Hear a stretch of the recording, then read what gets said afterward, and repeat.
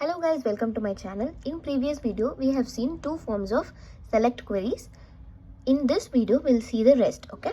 So, we have select distinct and select count. First, let's see select distinct. So, distinct is a new keyword which we are learning. So, distinct means unique. So, it's going to give you unique values, okay? So, select unique values of destination column from employee table, okay? So, here we have this table. You remember, this is the table which we refer. Okay, so this is the designation column which they are referring to, and from employee table. So this is the employee table. So how many unique values are present in this column? 1, 2, 3. E2 is a repeat. E2 is repeating, so leave that. So 1, 2, 3. We have E3, E2, E1.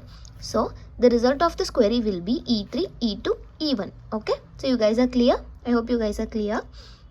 So coming to the next form, that is select count.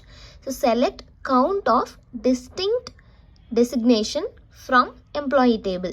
So count is a new keyword.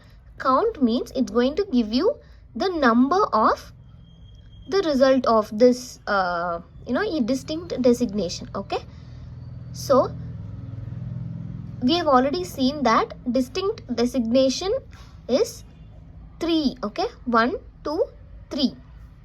So count is 3. Okay, so I hope you I'm not confusing you guys. So distinct designation this is going to give. In this table we have 3 distinct designations. So we are asking for count, so it's going to give you 3. So this is the result. Okay, so basically this query gives you count of unique values present in the column.